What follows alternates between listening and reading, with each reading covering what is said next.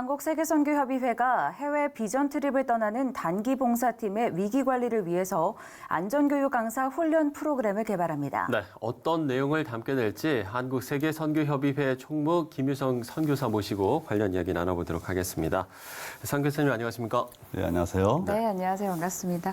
아무래도 이 교회나 단체에서 단기 선교를 떠나는 경우가 많기 때문에 꼭 필요한 사역이지 않을까라는 생각이 드는데 구체적으로 좀 어떤 부분들을 배우게 되는 건가요? 출애굽기 13장 22절에 보면요. 이런 기사가 나옵니다. 낮에는 구름 기둥, 밤에는 불 기둥이 그의 백성들을 떠나지 않더라. 라는 그 기사가 저희들의 모토가 될 것 같습니다. 네.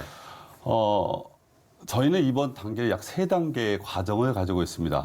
이야기할 때는 옐로우 캡, 블루 캡, 그리고 화이트 캡이라고 불리는 3가지 단계를 거쳐서 가능하면 훈련을 받는 모든 아이들이, 모든 사람들이 안전하게 그리고 성공적인 단기 선교를 갔다 왔으면 좋겠다고 생각을 하고 있습니다.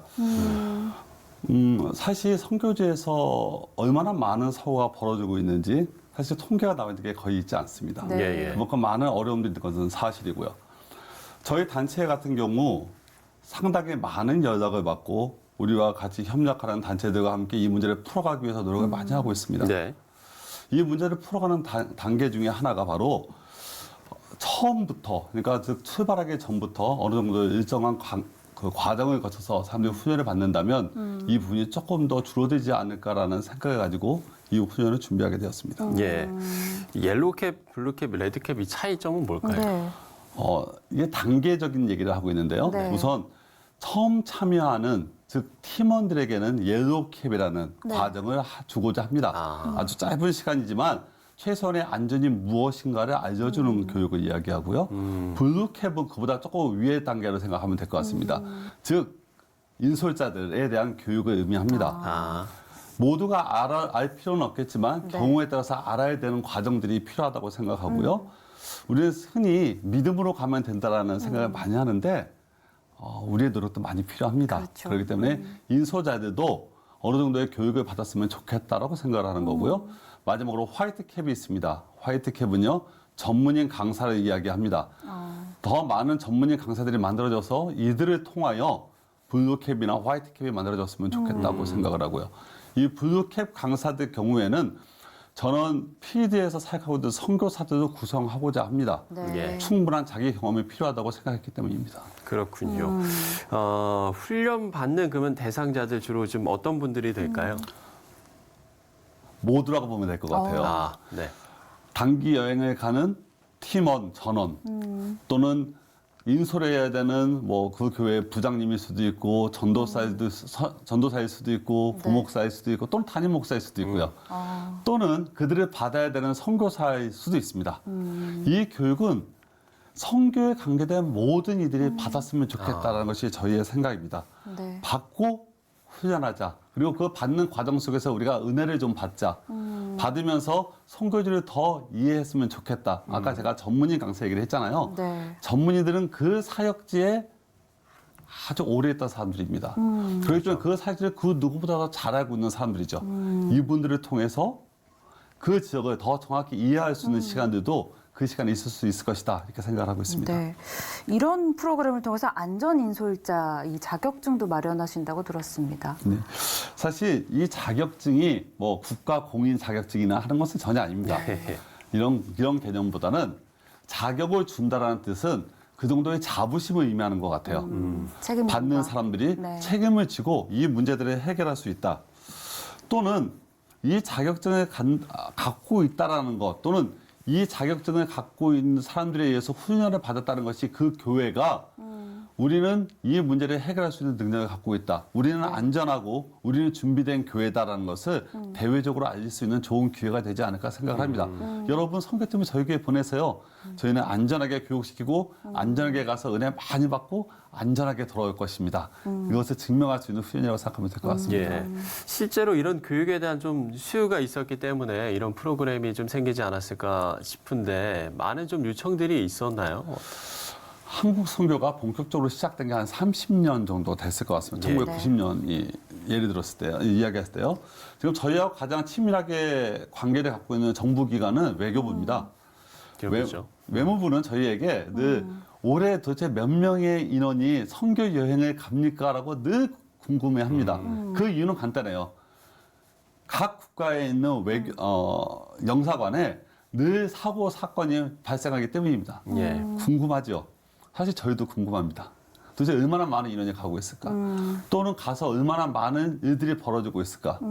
저희가 추산만 합니다. 그러니까 얼마다라고 정확히 말씀할 수는 없지만 지역마다 상당히 많은 사고가 발생했고 그 문제를 풀기 위해서 저희가 관계기관과 상당히 많은 커뮤니케이션을 할 수밖에 없는 조건들도 네. 있습니다.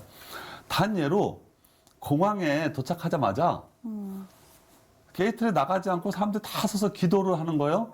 뭐 이 땅을 저에게 주십시오라는 기도일 수 있겠죠. 네. 정말 많은 짐을 가지고 놔두고 길을 막고 기도합니다. 네. 이게 사실은 되게 은혜스러워 보이잖아요.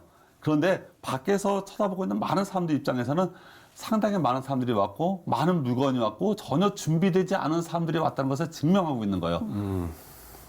이런 문제들. 네.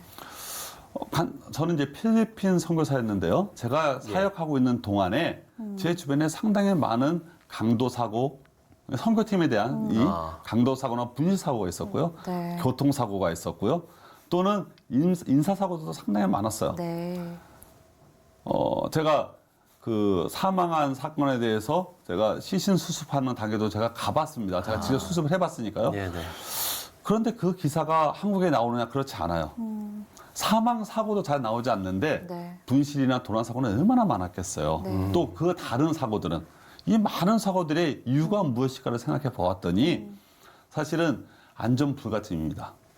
저희가 파악한 거에 의하면 처음 선교지에 가는 그 시간, 그러니까 도착해서부터 뭐 현장까지 가는 그 기간이 네. 상당히 범죄율이나 사고율이 높았고요. 또는 보도 일정이 다 끝나고 돌아오기 하루 전 정도에 쉼을 갖는 시간에 안전사고가 굉장히 많았습니다. 네. 들떠 있는 시간에 사고가 많았고요. 다 끝났다라는 안도한 시간에 사고가 상당히 많았습니다. 준비되지 않았기 때문에 그렇죠. 많은 교육을 좀 해주십시오라는 현장의 이야기들이 있었어요. 그런데 예. 사실은 저희가 도울 강사들이 없었습니다. 또 그런 여력도 없었던 건 사실이고요. 네. 그러나 이 부분을 저희가 체계적으로 좀 만들어 나가자. 이것이 현재 저희가 하고 있는 일이라고 생각하시면 될 것 같습니다. 그렇군요. 네. 이렇게 안전교육 강사들이 좀 배출이 되면 교회 내에도 좀 도움이 될 것 같고 교회 내에서도 역할을 할 수 있을 것 같은데 그렇다면 교회 안에서는 좀 어떻게 좀 활용하면 좋을까요? 안전 강사들은 어느 정도가 되면 각 교회의 필요에 따라서 저희가 참여할 것입니다. 그곳에 방문을 하게 될 거고요. 예. 팀원들과 인솔자들과 함께 진솔한 대화를 나누게 될 것입니다. 이들에게 우리가 하는 교육이 무엇이고 또는 여러분이 갈 곳이 어디고 그곳에서 우리는 무엇을 할 것입니까에 대한 구체적인 정보들을 나누어 주게 될 것입니다. 네. 사실 이 프로그램은 저희가 개인적으로 만든 프로그램은 아닙니다. 저희가 잘 알고 있는 미 남침내교회 IB 인터내셔널 미션 보드라는 단체가 있어요. 네. 네. 세계에서 가장 큰 선교 단체 아닙니까? 이 단체가 약 170년간 사역을 했는데 네. 아주 체계적인 안전 교육을 하고 있습니다.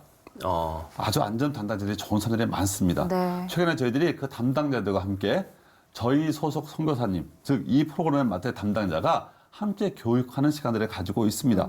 이 교육받은 사람들에 의해서 우리는 교회들에게 더 좋은 정보들, 더 좋은 또는 이 교회들 안에서 이 지금 참여하는 아이들 중에서 사람들 중에서 또 다른 선교사가 분명히 나올 수 있을 거라고 생각을 합니다. 왜냐하면 충분한 경험을 가진 선교사가 일대일로 또는 그룹으로 만나서 이야기하고 진솔한 대화를 나누기 때문이라고 생각합니다. 네, 참 요즘에 단기 선교가 사실 방학이나 뭐 휴가 때나 그럴 때는 이뤄지는 것이 아니라 연중에 계속 이어지고 있는데요. 그렇죠. 그 말씀하신 것처럼 이렇게 안전 교육에 대한 불감증이 우리가 있지는 않았나 한번 좀 돌아보면서 이런 사역의 필요성에 대해서 함께 좀 공감해 주시고 기도해 주시면 감사하겠다는 생각이 들었습니다. 예. 오늘 한국세계선교협의회 김효성 선교사와 이야기 나눠봤습니다. 오늘 오늘 말씀 고맙습니다. 고맙습니다. 감사합니다.